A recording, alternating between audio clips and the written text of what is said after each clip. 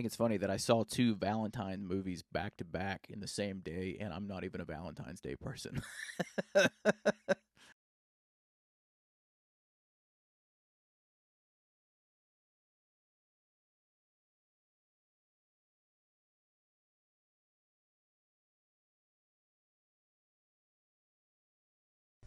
Welcome, all you beautiful people. Today we're going to talk about a little movie called Love Hurts. From what I understand, this movie was directed by a guy named Jonathan Esubio. If I mispronounce that, I'm so sorry. I am terrible when it comes to names.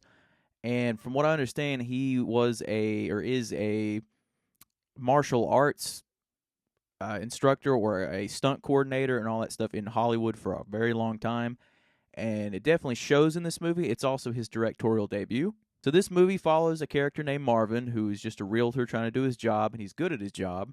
But of course, comes to find out he has a past with his brother and other things that are involved with it. He slowly starts getting pulled back into that life by certain characters, and eventually he has to face his past. First of all, I just want to say I am so happy for Kiwi Kwan. I am so stoked that that dude is doing movies and stuff again. This guy has deserved it for so long.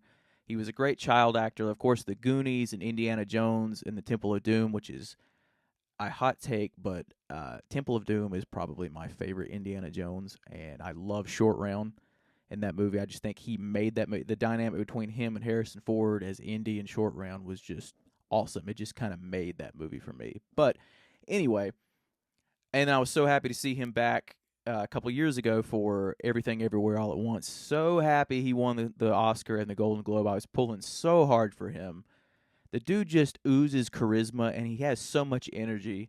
And you can tell that he is just happy to be back doing stuff. And he's just thankful and grateful to be back. And that he wasn't like forgotten and anything like that. And it shows in this movie. He oozes charisma, and the fact that he's leading an action comedy, it's awesome because like he does so well with everything. Like his acting is phenomenal. Like his martial art style is awesome. I think he was perfect for this role, and I'm glad that he was able to get stuff like this. And I hope this dude keeps working and keeps doing stuff. And I'm please keep offering this guy roles because I'll go just like I said in previous videos with certain directors and filmmakers and actors. I'll support anything that they do, and he's definitely one of those people. So while this movie does have very good action sequences, if you are an action buff who likes, John Wick and The Raid and any of those really good, just very, very good action, or a movie called Kill that I've talked about in a previous video that's not out yet, Jason Bourne, Die Hard, things like that. If you're into movies like the old school action movies, I think this is the producers, I think who did this, the team behind Nobody, and I think maybe John Wick, one of the John Wicks, I can't remember. But to me, as good of action as they have, there's not a lot of action. Like it comes in waves. Like I know it tries to build a story in between, but there's a lot of the stuff in between that just doesn't really work, and you don't really care because of the way that the characters are introduced. Like you get thrown into these characters, and other than Marvin, which is Kiwi Kwan's character, you don't really know or learn anything about him. You just set up this basic plot. At its core, it's just a basic kind of revenge thriller. It's about a character that was screwed over, and they're coming back to reclaim their life and what's actually theirs. And the story has been done before, but it's been done better. I'm not saying this is a bad movie by any means, but it's okay. Like a lot of the stuff in between the action sequences, like I said before, you just didn't really. For me, I wasn't really immersed in it. Like there's a whole romance thing with Kiwi Kwan and Ariana DeBose that didn't really have a lot of chemistry because you didn't really know their backstory. You never. I mean, there's like bits and pieces of it thrown in, but there's never really any.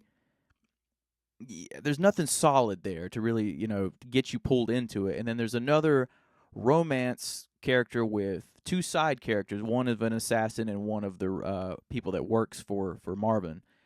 And I'm just kind of like, I mean, I know it was mostly played for laughs, and it was you're like okay, and it didn't work for me personally. And this is a movie for it to be an action comedy. I love action comedies. Same with horror comedies. If they're done correctly, they're great. They're pulled off really good. But this is a movie I didn't really laugh at. Like I didn't like maybe I smiled a few times here and there, but never really got like a full, laugh out loud moment or anything like that.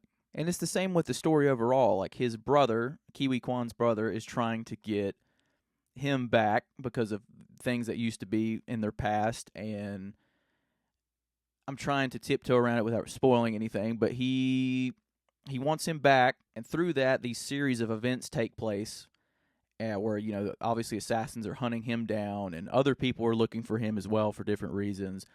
And I don't know, like it's almost like it had an identity crisis where this movie didn't know what to be. Like it wanted to be many different genres in one thing. And I just, like I said before, it just all the mix, it just didn't mix very well. It wasn't very cohesive. The action, however, is awesome. Like the way that it's shot, the way that it's executed, the way that they've pulled off certain shots is great. It's in that same vein, like I said, of Nobody and John Wick, where you're up there in the action. You can tell that the actors are the ones performing these stunts. They're just able to pull off some really cool things, and I just wish it was utilized a little bit more. Like, you do get 3 or 4 action set pieces here and there. Like I think there's one or two in the beginning and the middle, and a couple near the end. But like I said, it's kind of stretched out. And I just wish there was a little bit more of that to chew on. Same with the characters, like I talked about as well earlier. I wish that we got more development with certain characters so we could kind of learn to grow and care for the characters and understand a lot of their motivation. It's very, very, at the core of it, very bare bones. I didn't love it, but I didn't hate it. I'm very neutral about it, very in the middle. But again, just like with Hard Eyes, it's set around the holiday of Valentine's Day. So yet again, this would be another fun, entertaining date night movie. If you're looking for something to do on Valentine's Day, or just, take your partner out for anything, and if one of you loves action and one of you loves like a rom-com, because this has that same type of element as Heart Eyes, where it tries to do the rom-com route with an action movie, I think both you and your partner will get something out of it. I think I would be kind of more interested in a movie about Marvin's character, about his past, like the stuff that he did in his past. Like I said, it's hinted at during the movie, but you don't get like a full solid taste of it. So I think like not like an origin where you need everything, but I think something between his brother and the stuff that they had to do together, and like all of this big world that was built up.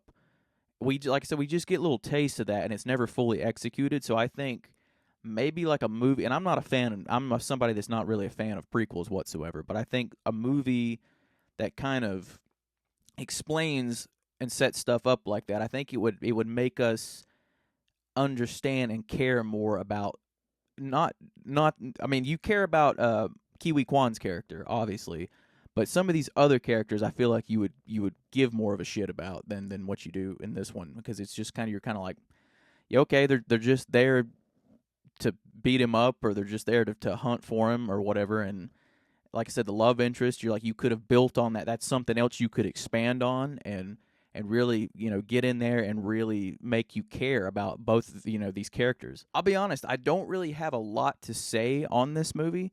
So this review will probably be pretty brief, but I will say, if you like action, if you enjoy action, while there's not a ton of it, and it's definitely, like I said, it's definitely not as heavy action as something like Nobody or John Wick or anything like that. It's still a fun, entertaining time, and like I said, it was okay. But I mean, you still will get enjoyment out of it. I'm sure there will be people that will really love this movie, but for me, there's a lot of stuff that was kind of, it was okay, and it didn't work for me. And like I said, if you're looking for a date night, this would be cool, but I would also, to me, recommend maybe this is one that I would probably watch at home on VOD, or if it came to streaming or anything like that. I'm just pulling for Kiwi Kwan, and this movie does prove that he's got the chops to be an action star. And if he wants to do more action stuff, I'm fully for it. I know we got a little bit of taste of it in Everything Everywhere All at Once, but this one, he goes all out, and he's commendable, and I'm happy to see him in something again. And I just, if he gets more roles like this, I'll be there. I just hope that the story is a little bit more fleshed out and there's more to do with the certain characters. So if this is a type of movie that really interests you and you want to check it out, I would say go for it. But like I said, know who you are going in. If you'd rather wait, like I said, I would recommend waiting, checking it out at home. But it's all entirely on who you are, what your tastes are, and all that good stuff. Like I said, my biggest thing is when I review something, I don't want people to take my review and that's it. I don't want them to form their own opinion on my review or anybody else's review. I implore you to go watch the movie and come up with your own review. Like I said, you could love it, absolutely love it. And there's, like I said, there's been things that people have hated that I've loved, and vice versa. And I think that's why I want people to inform their own opinion, because I love when people have different opinions or different takes on stuff, because that's what makes talking about movies great. That's what makes the back and forth so great about it. But anyway, if any of you have seen Love Hurts, please comment below and let me know what you thought about it. Please check out all my other 2025 reviews, and if you have not, please check out my top 10 horror movies of 2024. I said it in my Hard Eyes video, but in case anybody finds me on this one, I did shoot a video for my top 10 movies, just general movies of 2024, and I will have that. I think I'm going to release that the weekend of the 23rd, because I'll be at the convention for Mad Monster Party in North Carolina. So I'll be there probably for the majority of the weekend, and I won't have time to really upload anything. I do fully plan on going to see The Monkey, because I'm a huge Osgood Perkins fan, and I absolutely adored Longlegs.